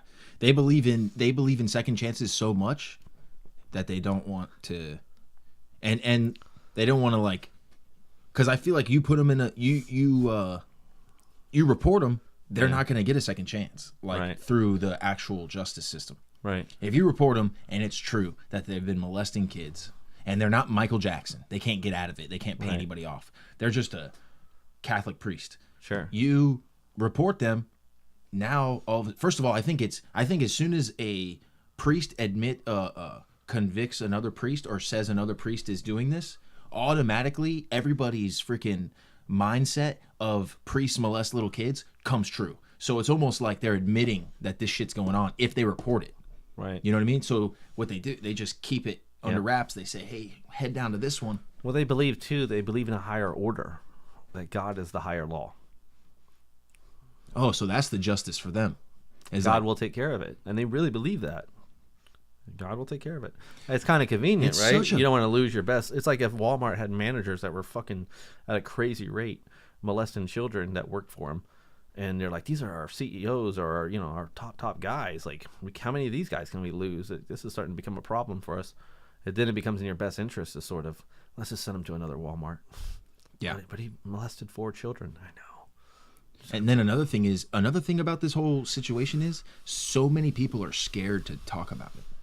So many people will be like, let's not talk about like that subject. Why? Well, people don't want to talk about any subjects, I find. Why would you not want to talk about kids being molested by the people that you go and watch every Sunday or Wednesday or whatever? Why would you not want to talk about that? Why would you not want to bring that shit to light? If that shit is for sure going on, why isn't it talked about? Yeah, and once you realize that, I don't care where you're at in like a higher order. And once you realize like cardinals and popes, like the highest of the highs in the church, knew about this and were condoning the replacement of pedophiles, I said, I can't get down with that. I will never be able to be part of this religion, if only for that. There's a lot more stuff that separates me from like becoming a Catholic, but that's pretty high on the list. This isn't just made. We're not just talking shit here. This is factual things. Here's the thing: if I'm gonna follow a God, I better come with it strong. Like we were looking at Christopher Hitchens, his 10 Commandments, which I think are better. Yeah, it's like you better come strong. What's your God have to offer? Well, gays can't get married, and lost me. Well, his kids get molested. We just move the priest to another church. Nope. You can't have any other gods. No. Well, some people can't belong to the church, and if you leave the church, or we believe that women are we used to condone slavery or whatever. No. You have to come stronger than that, man. Yeah. Where's this new religion at? We need to make it. It needs not to be a religion. It needs to be just a new spiritual. I guess it would be religion stripped down to its bare bones. We need like a new spiritual practice where people like I always hear this shit. It should be just self. I've met many people like this. My own massage therapist would go, "Oh my, I go to this great church. It's just not a denomination, Really, they reading from the Quran? Oh no, but they teach all religions. What did you learn about Buddhism? Oh, not really so much of that, but my pastor, he's so cool. Like he'll play songs and he'll be like, "What's up with that?" I remember my aunt was telling me that. He's so funny. He'd be like, "What's up with that? Jesus said this, but people do this. What's up with that?" Was it a comedy bit? Yeah, that's what I'm saying. I'm like, are you going there to be fucking entertained? It's supposed to be someone somehow helping you get closer to a divine state of consciousness. Yeah. What's up with that? Yeah. What's up with you dropping the fucking gimmick? And I think they're full of shit. They don't have any answers. Yeah. They're not closer to anything more than any of us. Mm-hmm. I think the religion. Well, it shouldn't be religion, like you said, but I think that what people should be doing is just a self-improvement deal. Yeah. Because no one's perfect. You know what I mean? Mm-hmm. Everybody's got their flaws. So why wouldn't you, instead of dedicating your life to something that you have no idea about, it's like a brainwash ceremony, basically. Yeah. It's like people are just brainwashing from birth. People are being just baptized at birth and then brought up in a Catholic, Christian, Buddhist, fucking whatever. Name the fucking Muslim. Yeah. Your name, all these, whatever. They are brought up in this family that they only know this. Yeah. You know what I mean? And they're not. It's Yeah. like, I don't know, man. And there's no factual evidence. It just doesn't. It never really made sense to me. And I think that because it's never made sense to me, a lot of people look at me differently. What the fuck? Yeah. Why aren't you Christian anymore? Or Yeah. why aren't you this? Why aren't you that? And it's like, why you don't have it? Like, show me some proof. You know what I mean? Fucking let me know. Put something in writing that's fucking factual. That I'm like, damn. I like Bruce Lee's philosophy of Jeet Kune Do. You know that style? He created his own style of martial arts, quote unquote style. Yeah. Called Jeet Kune Do, way of the intercepting fist. And he said simply, use what is useful and reject what is useless. Mm-hmm. In all martial arts, he's like, no more styles. Use what is useful, reject what is useless. That's only the philosophy. So take Taekwondo. Use what is useless, reject what is useless. Take Jiu-Jitsu. And just, that's it. That's the code. Jeet Kune Do, way of the intercepting fist or foot or hand or elbow. It means, way of intercepting something coming at you, which is pretty profound. Yeah. Pretty profound. Way of intercepting something coming at you. It was this, so I said, my own philosophy on spirituality would be something like that. Like, use what is useful, reject what is useless. Yeah. There's teachings of Absolutely. Christianity that I go, this is useful. Yep. And there's parts that I go, this is useless. So I reject them. Absolutely. Buddhism. This part's useful. This part's useless. All of them have something. Yeah. Even the Quran. They have all of them have good parts. Yep. But there's also the bad parts. Use what that is you don't- useful, reject what is useless. I mean, Yep. it seems pretty simple to me, Well, how do we know it's useful? I don't know. Should gays get married because they crowed and Sodom and Gomorrah? And, it's like, well, there lies your problem. You forgot how to perceive correctly. Yeah. You've lost your ability. And that's what I don't like about dogma is, look, to perceive correctly requires a great ability to adjust our lenses on something. And when you have a book that just tells you how to think, it stops you from ever exercising that. Mm-hmm. And you have to exercise it because you got to get good at that. Yeah. Spotting the false, seeing what is useless, rejecting what is useless, And the book just, it stops your brain from having to use critical thinking anymore. It just goes, well, the gays, no. Yeah. Well, why not? Because it says in the thing. Mm-hmm. Yeah. With the way society is going and how it's been, we look at the media, we see politics, all the shit that's going down now. Right. That's different than 30 years ago. Do you think in 30 years that we have religion still? Yeah. Do you think that we're hopefully it's slowly? evolved. Do you think we're slowly getting out of religion as a Yeah. whole? Well, it's dying. Yeah, it's dying I think down. it is. I see it dying. And there's gonna be a big void eventually, and I think it's already starting to happen. It's like the atheists feel it to a certain degree, like this void of spiritual emptiness. What I think, you're gonna have to explain this to me because me growing up as a Christian, I always thought of atheist as like, what the fuck? Like, you don't believe, like almost like get away from me, atheist, Yeah, that's what but now that I'm more of a, what are they? They're like, it's like an open mind to, they're not called atheists. They're called Agnostic.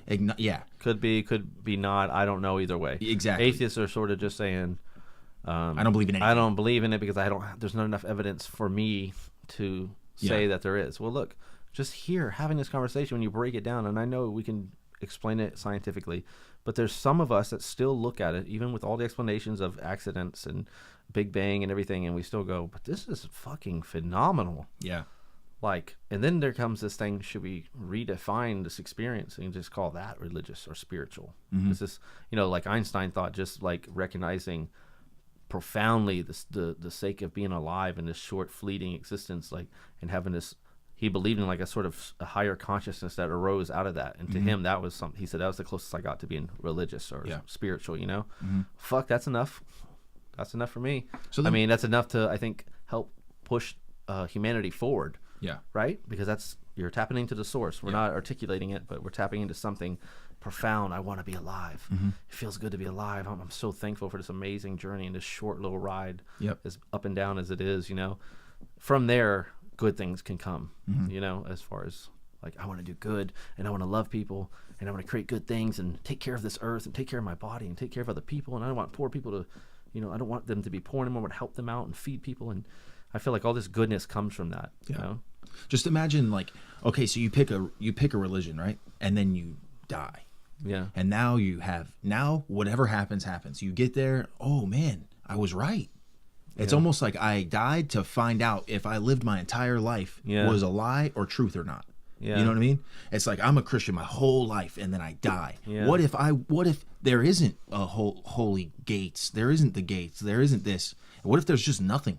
Yeah. What if we're just here for however long, like you're saying, we're here on this earth. Our purpose is for here, not the. Yeah.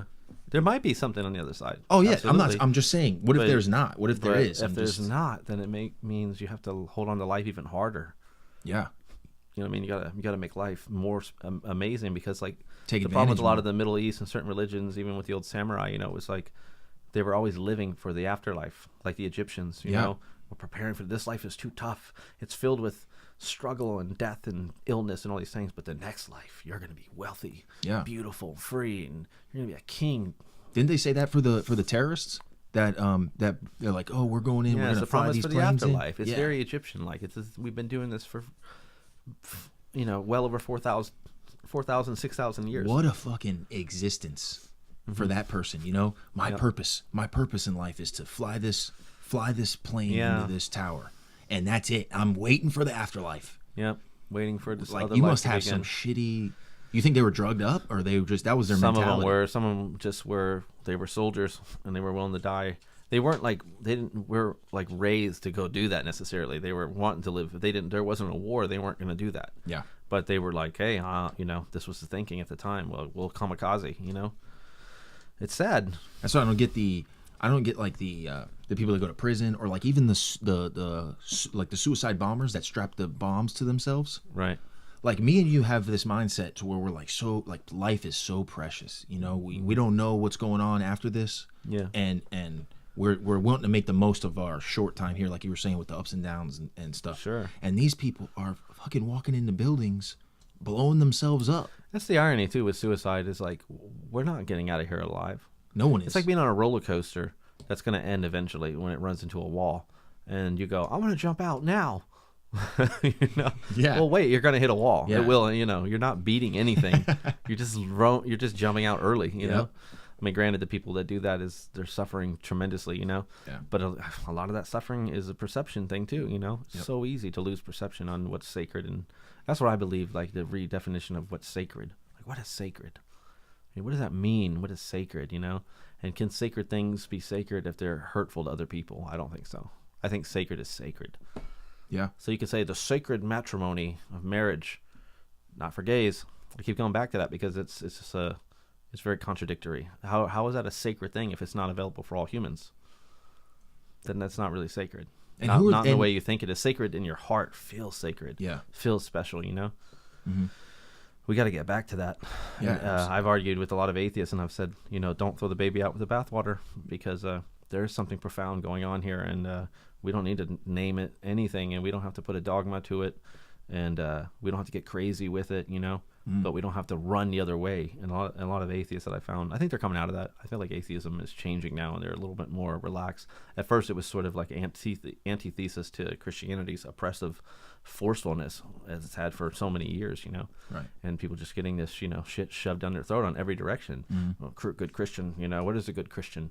Cut your hair, boy. Stand up straight. Shave your face. What a real Christian man does? He does this. He takes care of his family. He does. Some of it's good. Some of it's just straight up identity politics, in a sense. Religious identity, ego stuff. Yeah. And it separates people, and it's unfortunate. Yeah. And then the fact that, like, they would be having, like, people who killing themselves. There was times where people were killing themselves over religion, over someone that they think is in the sky. Yeah. Can you imagine that? Yeah, I can. That's why the aliens won't. It's like, no, what I believe is right. My dad said, but my dad will beat up your dad. Yeah. It's like, And ultimately, every book is saying mostly the same thing. we're out of time. Yeah. Yeah. You ready to call it? We can call it. We can go on if you want. Don't matter. What about this kid? He's retarded. No. We can go on and talk a little bit more. I'm down. All right. 30 more minutes. Cool.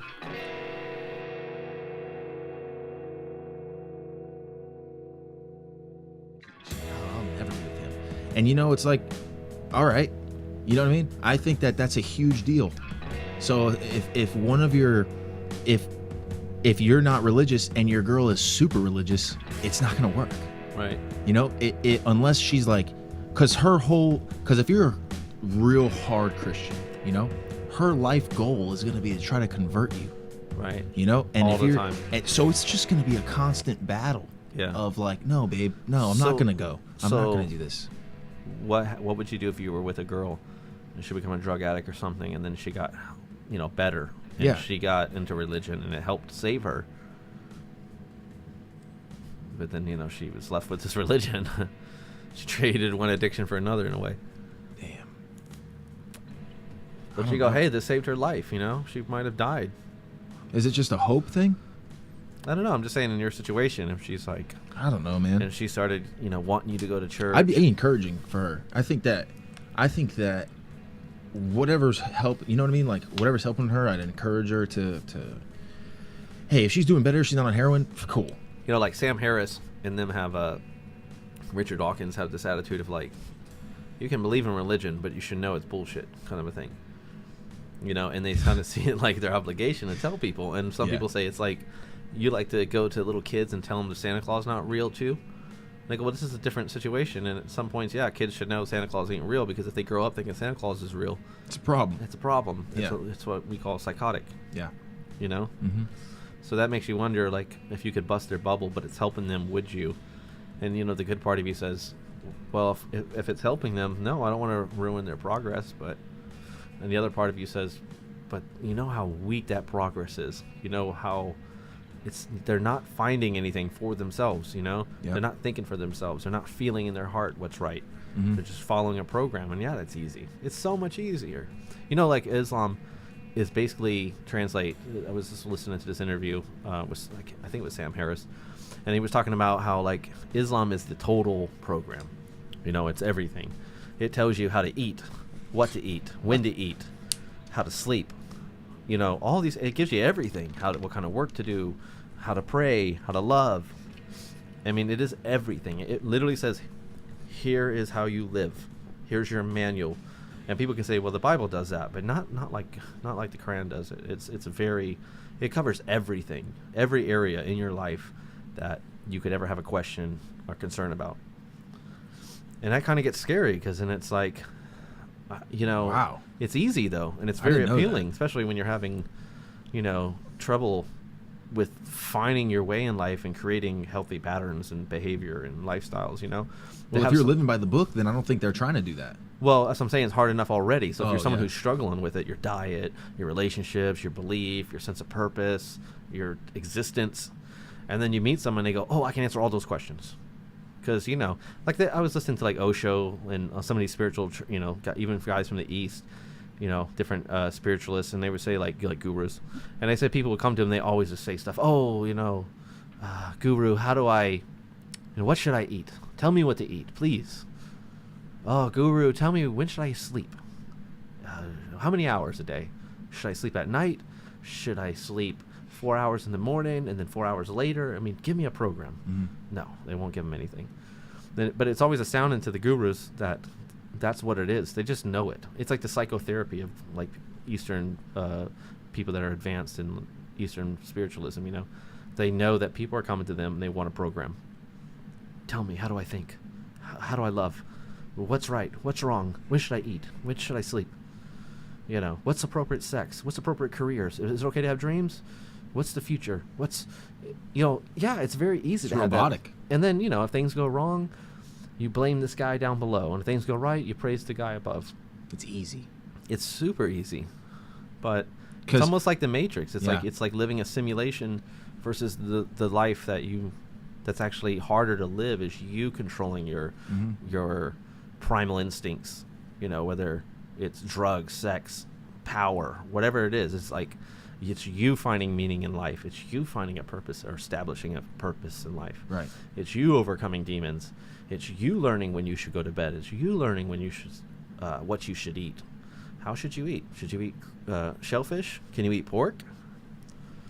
You know? No, I don't think some of them can. What's too much? You know, should you fast on Sunday? You know, what kind of work should you do? If, you know, in some religions they shun away from education, which must be a relief, because man, education, that's a burden. Yeah. A lot of money, a lot of learning, it's tough. As soon as you get out of high school, you just want to run away from school and not ever come back. Yeah. That's what I was saying before. If they're brought up, like, what would you say that was? Muslim? Mm-hmm. If they're brought up that way, I don't think they're looking for if they already know the answers, they're not looking to do anything different. Great. You know what I mean? Or like, well, they can't. They're limited to what they can. The book. Same thing with the Jehovah's and Mormons that come to my door. They're not allowed to have dreams and aspirations. You know, it's like, no, you're here to do this divine purpose and carry out the will of God. That's your mission. And we call it your mission. You know, that's your mission. Christians today are really morphing into something else. It's a weird thing for me, because like I almost respect the old Christians more. At least they're sticking to their guns. You know, like I get the idea that you're here for a divine purpose, and we are here for a divine purpose. I definitely feel that in my heart. But it's not as simple as here's your manual, here's your purpose. You know, it's like now the burden is you got to go find it, and then the real burden is once you figure out what it is, now you got to work for it. Like someday, maybe if you're very, very lucky, something in your heart will go off like an alarm that will tell you I'm supposed to do this thing and reach people somehow. Maybe it's acting. I'm gonna become a great actor. I'm gonna do a fucking movies that like just open people's hearts to this or that. You know, Change the world. now you got to go do it. Now you got to get past all your demons and fears. Go educate yourself and work your ass off to try to become a great actor. Then you got to do the headshots. You got to find an agent. You may have to relocate to a bigger city. You have to just grind and learn and train and network. And even then, maybe it doesn't happen. You know, but that's the road. So are you gonna do it or no? It's like, well, here's a manual. You can do this. Don't have to go to school. Dreams are pointless. The only dream that you should be having is God's dream, which is in the manual right here. And you know, and not only what's cool about this is, in this manual, you're bigger than any actor could be, because you're actually a soldier for God. And there's nothing greater than a soldier for God. You can go live your this material dream world where you seek pleasures of fame and celebrity and everything, but the kingdom in heaven, you'll be farther from that than ever. Here's a manual for just joining our church. We too can save your existence. You know, it's a good it's a good brochure. You know, but it's scary to think if you're wrong. Yeah. They create this thing, what Pascal wager. They have this thing called Pascal's wager, and it basically said that people believe because they're making a wager, like a bet. And it's better to throw in that there might be a God than to throw in that there's not. No, there's not. Yeah. You know, so it's like. It's like, and then you're always like, man, I want to be religious because I don't want to go to hell. I don't want to spend eternity in hell. You know what I mean? Mm-hmm. And that fear, it's like a fear thing. It is a fear They're thing. scaring you that you need God because you're gonna be damned. Yeah. You know what I mean? And it's like, damn, now you're kind of pressured into it. You know what's great about religion, though, is the practice of goodness. Because goodness breeds more goodness, and it breeds love, and then love breeds intelligence. Mm-hmm. Like even in meditation, they said there's 2 ways to enter satori or nirvana, right? Sitting in stillness until your thoughts sort of dissipate, and then the truth is revealed. Or you enter through love.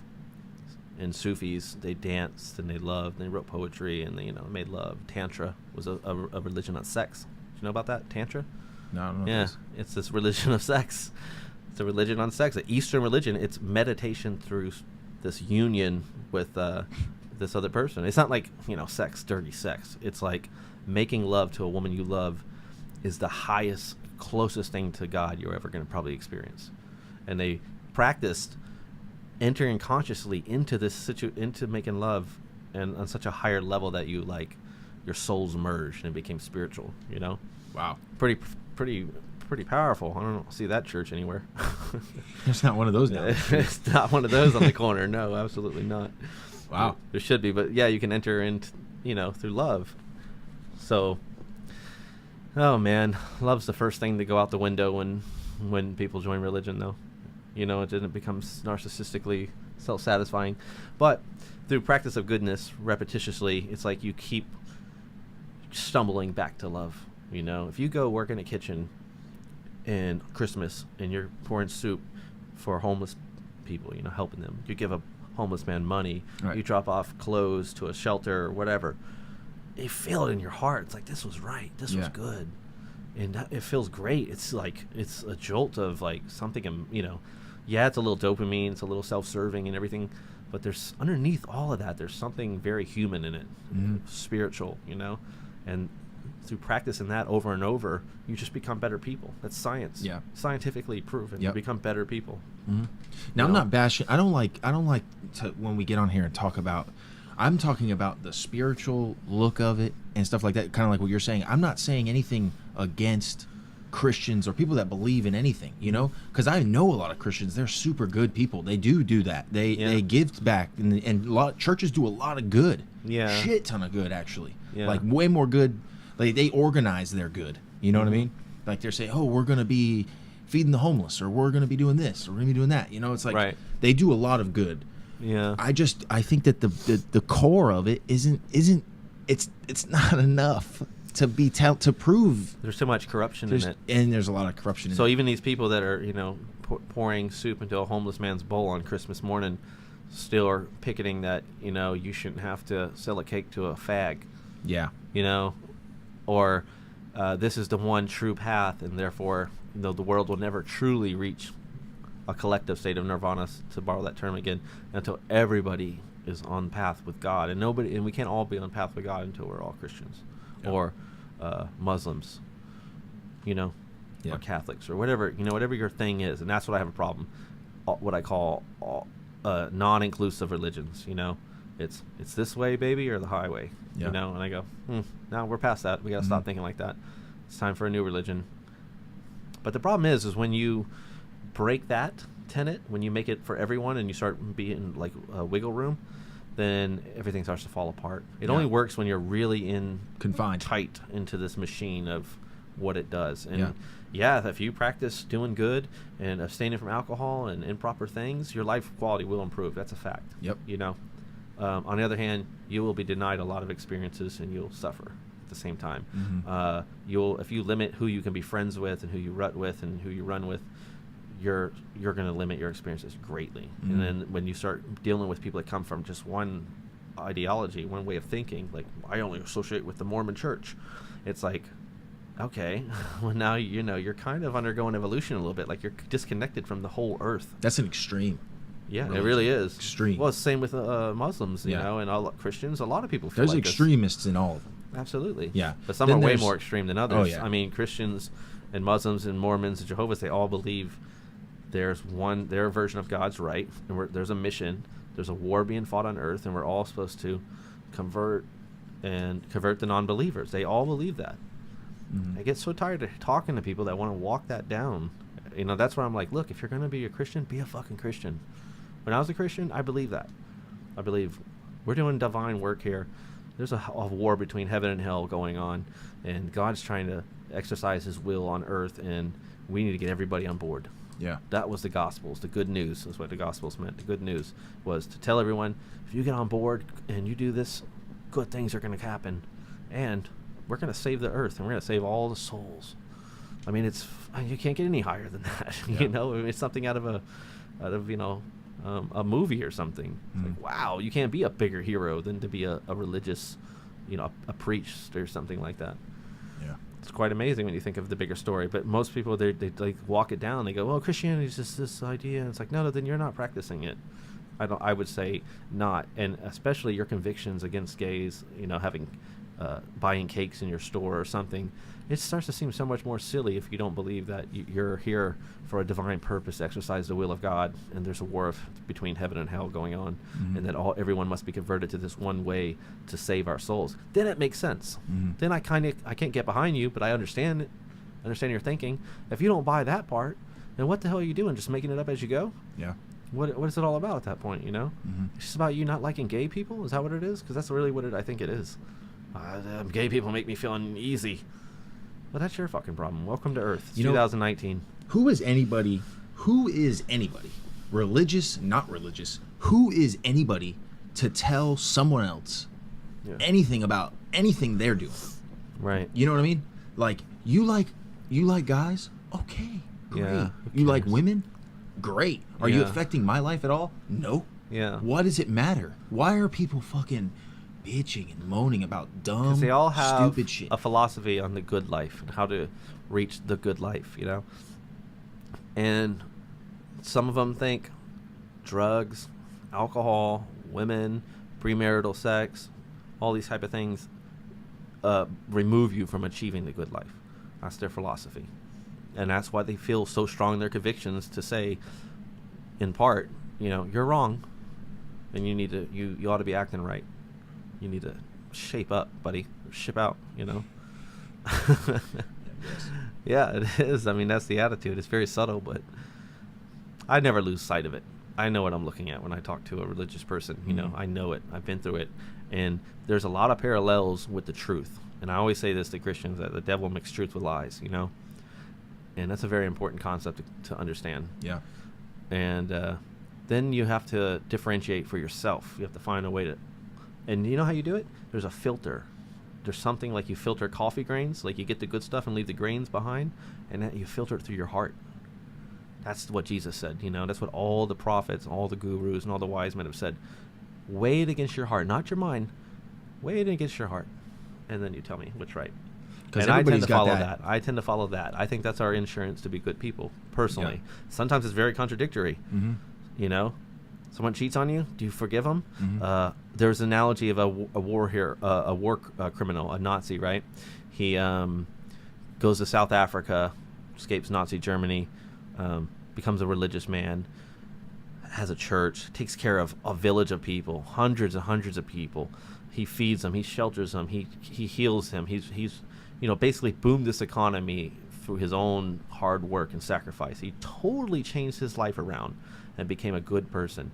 And the government hires you to go down and find this guy, see if he exists. They hear he's in this village. You go down there, you find him. You say, oh my God, that's that Nazi. He's an old man now. And you see all the good he's doing. You talk to people and they go, is he doing anything bad? No, he's great. He's the most charitable man. Now what do? Do you bring him back so he can be tried for the war crimes that he committed, some 50 years ago? Let's say he threw a switch on the gas chamber and killed Jews. Maybe he killed 1,000 people. I don't know, man. I don't know if they can do that.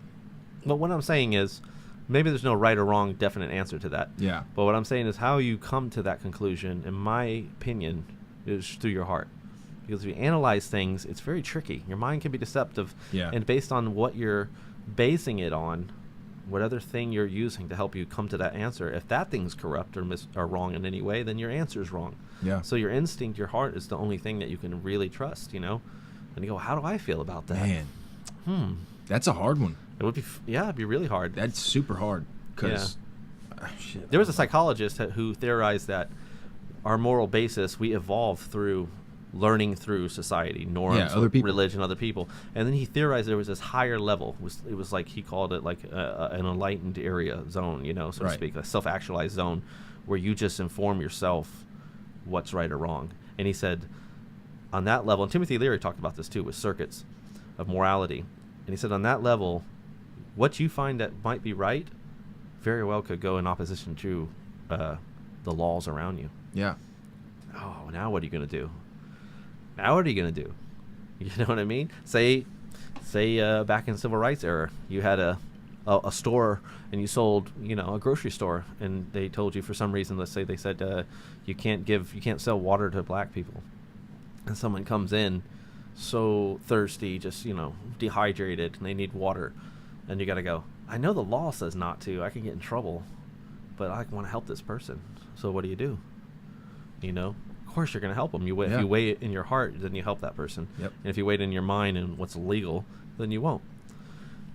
So he wasn't met with too much open arms with that concept, because it was almost like kind of anarchist, like maybe societies don't always have it right. And your obligation, if you want to be a truly evolved moral person, you don't have a system. You go by your heart. That's the highest psychology, I think, today, still, recognized by this psychologist. You go through your heart, you weigh it through your heart. And it was interesting.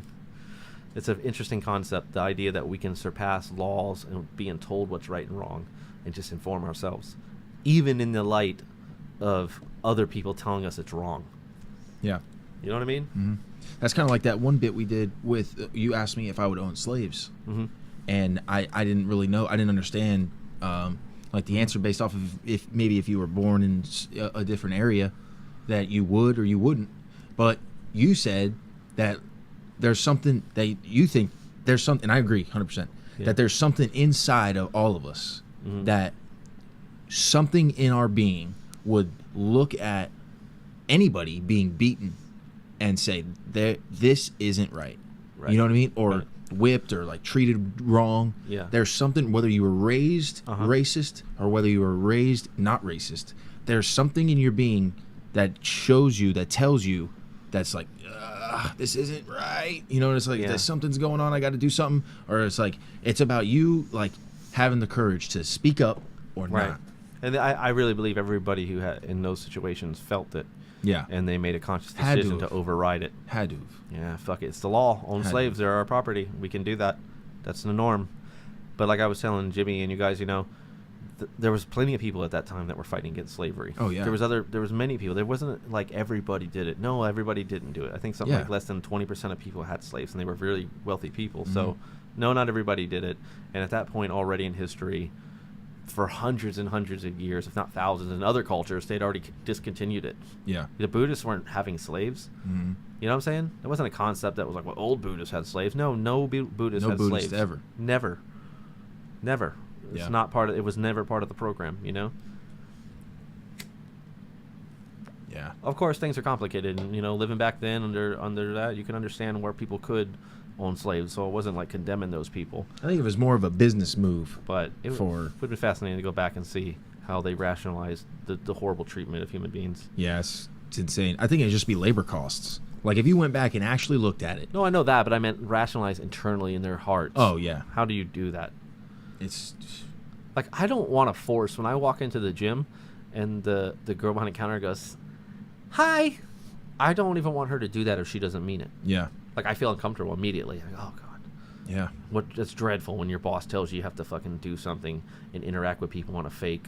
You know, if you really mean hi, hey, hello. Yep. But if you're having a bad day, you gotta go hi, or whatever. Pitch your fucking your speech. You know, I feel for you. Genuine. I don't want it. I feel uncomfortable. Yeah. So, you know, the idea of like going out and you know, beating a slave or not feeding them or some crazy, or just owning them. Just it's a whole thing. Just I'd like to believe, you know, I would be on the side if I lived back then of the people that were already aware of this being wrong internally. You know. Yeah. You never know.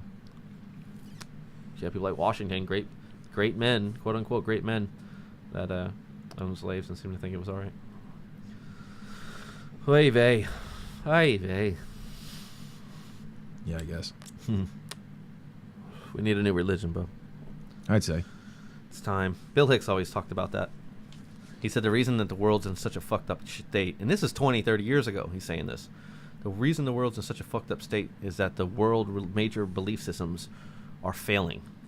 And he said they're failing because they're no longer fucking relevant. Yeah. They're no longer relevant. Because we're smarter. We're smarter. It's a different era. It's a different life now. It's just everything. A lot of things don't make sense. We need a new religion. We need something that really addresses the core things that we're going through right now. And yes, you can take almost any religion and bend things and be hip about the way you teach it and everything. But there's still so much that's not inclusive and so much that's just out of date. And just people are not going back. They're not going to believe that Jesus was this mystifying guy who became a zombie and rose from the dead. Nobody believes that Allah ascended, or was it Muhammad ascended? Excuse me, Muhammad ascended on a winged horse, you know, into the sky. Like these are fairy tales, you know. People don't believe this anymore. So let's stop the fairy tales. Let's stop the Santa Claus thing. Let's get to some real, evolved, more intelligent means of getting to the spirit, and then more, you know, relevant teachings on, like, you know, it's a different world. We've evolved. You know, like human beings have evolved. We've evolved as human beings as from slavery to freaking, well, whether we were cavemen or not. We've evolved as humans. Why can't our beliefs evolve? Yeah. You know what I mean? Absolutely. Why is our physical evolution like from here to here changed, but our belief system from here to here is not supposed to change? Right. You know what I mean? Yeah, it makes sense to me. Absolutely. Like, I don't understand. I just don't understand why you can't be open-minded to everything. Be open-minded. Like you were saying, Bruce Lee says, take the good with the bad. You know, like I always think about when I meet a new person, me and my friend Dan talk about this all the time. You take the gold nuggets. You take gold nuggets from everybody you meet. You know, not everybody's perfect, but everybody's got something that you can learn from. You can Sure. learn from everybody. Yeah. So if you take the good and then you don't mind the bad, or you think that you can help them with their bad, then you know what? That's people's purpose is to I don't know, to help the human race. This is a human race, not a fucking. If you don't believe in what I believe, then you're shunned from me. You know what I mean? Like, That's what I'm saying about being all inclusive. We Yeah. need a religion that says everybody's welcomed, and that's it. And I know, like, people with Muslims will say, "But that's Islam." No, it's not. No, it's not. No, it's not. There's a lot of There's violence so in much Islam. Even besides that, I mean, Oh. just cut the shit. It's Yeah. not. It's just here's the right path, and everyone who's not on it is somehow failing. You know? Yeah. No, it shouldn't be that. Stop with the club. Stop with the club policy. You know? Yeah. No more club anymore. It's the new club is human club. Be a human being. human being. And let's get to smart stuff. I got smart stuff to teach people. You know? Zen is some of the greatest psychotherapy of our times right now, and it's fucking over 4,000 years old. Yeah. I wish when I was young, people told me that, you know, Dave, your thoughts you're going to become identified with these nonstop, incessant That's thinking, wild. That's and that so it's wild. and these thoughts are going to take over you, and they're going to make you anxious and fearful, and take away your instincts, and deny you of instincts that will guide you and make you facilitate your survival in this life and make you happier and things like that. And if you can remove all those incessant thoughts and regain control of your mind, your behavior will change, and you'll feel joy and peace and love and like just a better quality of life. You'll be more creative. You'll be more intelligent. You'll have better relationships. Why you know? why isn't that a subject in That's school? what I'm saying. High school? This needs to be part of the new discourse. Is Yeah. you know, let's take another look at some of these Eastern practices. Hey, keep the Christian things. I think the value on family and forgiveness and surrender and love, especially forgiveness, big parts that need to be taken. Let's take some of that. Even Right. with Islam, there's a certain obedience, there's a certain discipline and dedication, of routine living, creating a ritualistic, you know, routine of a life to a certain degree of a discipline. Absolutely. And so you go, I like that. Yeah. Same thing Taoism taught. There's these yin and yang in life. There's extreme polarities. Within you is immense goodness and a potential for immense badness. You know, well, let's take some of that. That's pretty fascinating, you know? Yeah. Sufism teaches you can enter God through love. Well, that's pretty fascinating. Same, you know, Tantra says if you can become one with a woman that you love or your spouse and reach a divine state like that, even if for moments, you'll reach higher consciousness. What's higher consciousness? Higher consciousness is only all the clouds get taken out of the sky for a brief moment. Because you can't see your plane, you're flying through clouds, you can't see where you're going, you can't see where you've been, you know, you can't even see the sky, but then the clouds move, and you see this beautiful sunset, and the sky's lit up on colors, and you can see where you're going, you know, that's what it is.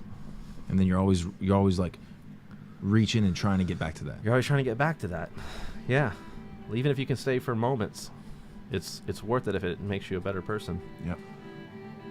We're out of time again. We're out of time. Yeah. This time we're done with this. Yeah, I think so. All right. Like and subscribe, Yes. I'd say. I think we're pretty Sure. interesting. What do you think? No.